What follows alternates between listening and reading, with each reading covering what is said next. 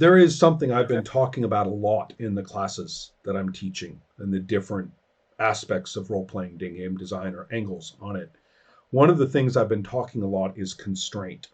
And I get the idea that a lot of the Mm. students really are struggling with how I'm trying to present the concept of constraint. Um, and in this case, uh, I'm thinking about it as a very constructive thing. In the case of coming up with as many things as you have to play, the short scenes, to come up with as many of them as you have to. You have to think about how the word might be used and how it may have come into existence. You have to think about this new shift in place and time, some of which I deliberately made very discontinuous just to shake things up, like getting arrested and stuff like that. Um, and then the but the reason I did that thing with the arrest is it really gave us a big constraint. We didn't need all the details, but we knew what situation we were in. We knew it was easy to decide how our characters felt about it. But if the scene is more like, okay, you're standing on a street corner or you're all just sitting around a table, it's harder to come up with what is your character responding to, right? And so I just need more things nailed down. If I have to do something as creative as figuring out how to use the new pronouns in some resonant way, and I'm not going to make it artificial, I need it to be resonant for myself. If I'm going to do that, I need other things to be locked down for the scene, right? It can't be wide open. So, does that make any sense? I mean, Yeah, Yeah. yeah, absolutely. yeah. I, um, I think I have discussed this before.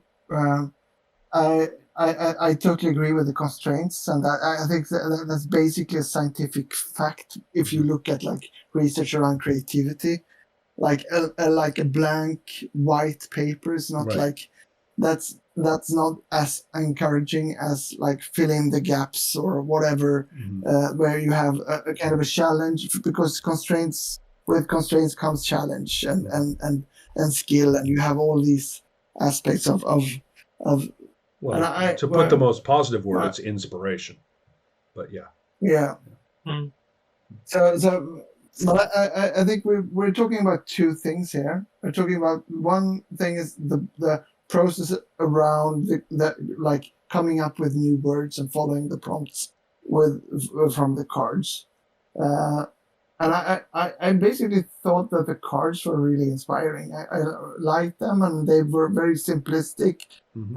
and they they kind of, I mean, when it comes to choice, you always had three choice, and I that was a good, like, that was a good constraint, because I could choose what Mm-hmm. card fit into the, when it was basically my turn. It I would could be take that terrible to one, and have a then whole list that you just picked off of the whole page, like yeah, 50 yeah. things. That would be terrible. So Yeah. so there were constraints, but I think my biggest, and that goes to, I think I resonate a lot with Nathan there.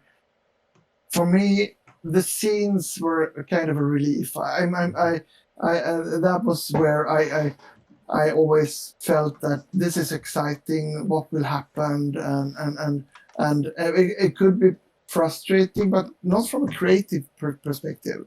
I'm pretty comfortable about throwing myself out there, Mm-hmm. in those places. But when it came to coming up with words, I would have preferred a more structured creative process, where you kind Mm-hmm. of, where you had a bit of like help Like in that. flowers or something like that, or Mm. colors, or Yeah, yeah. yeah. I've been working with creative processes for like 20 years, and when it comes to, for example, there's one called like forced connections, where you like take your creativity usually goes to your backpack and Mm-hmm. your memories, and where you like usually go. So sometimes you need forced connections to like end up in places where your brain usually didn't don't end Mm-hmm. up. that could be one thing to add to those. So you have to like uh, have like when in doubt, choose between these concepts, and then you Right. can evolve from this. So because I felt we have my game designer friend Erik and I, we have a Swedish expression that we call spelkramp. I don't know all Like in you. writer's block, but for Yeah, games. it's Play still, play but it block. also Yeah. rhymes. Yeah. Yeah, but it also rhymes with stelkramp. That is a really Yeah. bad thing that you don't want to get. You can get stelkramp if you get bitten by a dog, and then you have to Right. take Right. Uh-huh. a shot. Mhm. Because, so and I felt that sometimes we really we all the frustration was like we like everyone was like the brain was overheating. Everyone Right. was trying to come up with things. We were trying to make up own methods, and that's for me when that We lost happens. Helma there. Yeah, So you were saying for you? yeah. When you see that people are you don't have structure around you that helps you. That you like try to. I was like writing things on Miro and I'm trying to like organize things and when that happens, then that basically means that there's like structure and constraints lacking in Right. the process because people come up with them Right. themselves. Well, they also start That's to my kind of that was spew out things in desperation, which is not always good, too. no, no, it's not good or it's very hard to understand is this good or not because you're No, Mhm. coming that's a up with terrible there's judgment to have to someone. make. I mean, you're supposed to be Yeah, free, right, to do it. You're supposed to be liberated from that consideration, at least in the yeah, moment that you are making something. Well, and Nathan, what was? Yeah. and mm, I just want to mention that I think the game would have been much smoother if we were all around the table. That's yes, true. That's I true. think Yeah. I think that's true. I mean, I really would like to play it someday around the table. Don't worry, not with you guys. No, actually, well, really, I the positives are real. I mean, I'm with Nathan. I'm really Yeah, glad we played this I would, together. yeah, Yeah. I would Yeah. jump on that. yes. Yeah, I would try again. And Mhm. I mean, I never the problem is I never played it around the table, so I had nothing to fall back on to help us along. And it's work. I mean, I realize even though I love language, I love playing with language, I love analyzing language, it's probably inheritary, I don't know. But still, this is hard work. Because I think the cards, that part of the game that's really worked through and that's really thoughtful, and for my part it works beautifully. It's probably when you come into the third age, it's a really steep increase in difficulty, as Max said. It's getting really difficult really fast, and I I think it's not only because we are native speakers. No, I don't It's think that. really We listened it's to each other really carefully getting about that. I hard. thought. Yeah. Yeah. Yeah. And the part that's lacking is the scenes. They tell people they have to choose a place and then they just have to jump into it. But that doesn't work. Hmm. We had to It create our really own didn't method. work until Yeah. it Yeah. really didn't work until the end when we all very consciously decided, okay, we're trying it. I mean, not even Ron could make us jump into it, and he worked really hard on it. Right. I tried. I did try, but I also felt very reluctant to go into full game master skill mode, because to me I, that would be sort of disrespecting the game's sort of more egalitarian approach, and it also would be, I mean, I don't want to enter into a specific hierarchy of authorities or arrangement of authorities without everybody agreeing that we do it, right? I didn't want to stealth game master, so I was Uh, conscious about that. Go ahead. I'm sorry, Nathan. I don't think the game could have been better with a game master, like with a No, I don't hard think game so. master approach. No, no, but It would have been from in between. you need some less annoying procedure. for me. Yeah. I mean, yes, you need some procedure. But the procedure, we should have started with that before.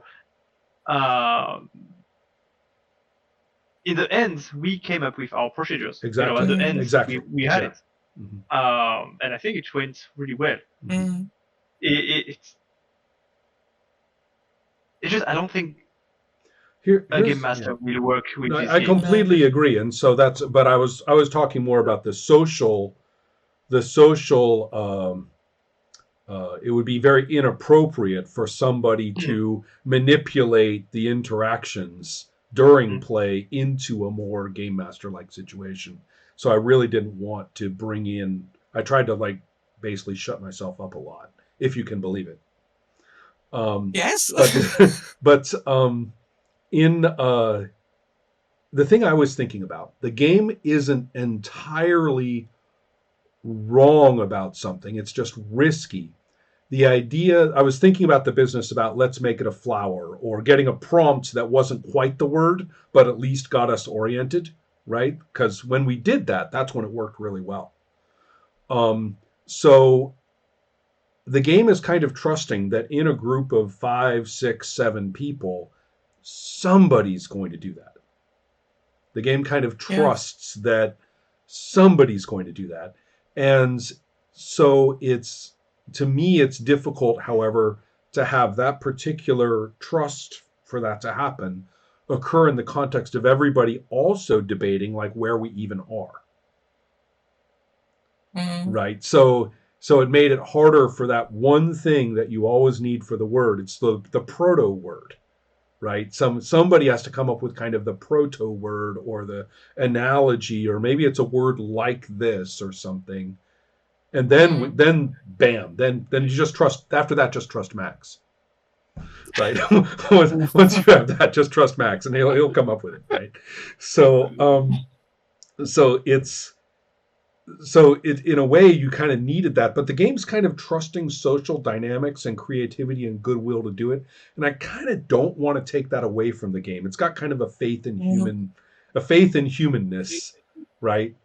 And maybe if we make a mistake a certain percent of the time, maybe that helps validate the times we get it right. So I mean, it's, on the other hand, it also can be agonizing in the moment. Who wants to be agonized? So that's right. I mean, yeah, that's kind of my issue with the game. The fact that it's like that. Yeah. Yes. Yeah. Yes. It's all the high are really nice, and I'm really happy I played this game for this one. Right. But you still have all the lows. Yeah. And those hurt really bad. They're tough to get through. And they were. Yeah. And it's not only once or twice during, No. It's not only once or twice. We had these moments, each sessions. Yeah, they each scattered sessions. in. Yeah. It's very thought provoking. I love the idea of game design. It's a big thing for me, not to over engineer a role playing game. If you have a procedure for every action, every emotion, every relationship, every lucky thing, every setting thing, if you have a procedure for everything, you're just basically winding up a device, and it goes. And so the concept of emergent activity in the places that the rules leave gaps is important. I mean, it could be a plot thing, or it could be a feeling, it could be a change in relationships. It doesn't even matter what it is. But it's useful to think of game design, in my opinion, as remembering that these are instruments that are touched by humans. They're not devices that we just turn on and they walk. So I would prefer not, if I were sort of saying how to fix dialect, I would certainly not over-purpose all of these things or over-engineer all of them. There are certain things that they trust about people that I would like to preserve, but I also think that it is too loose, right, when it comes to play.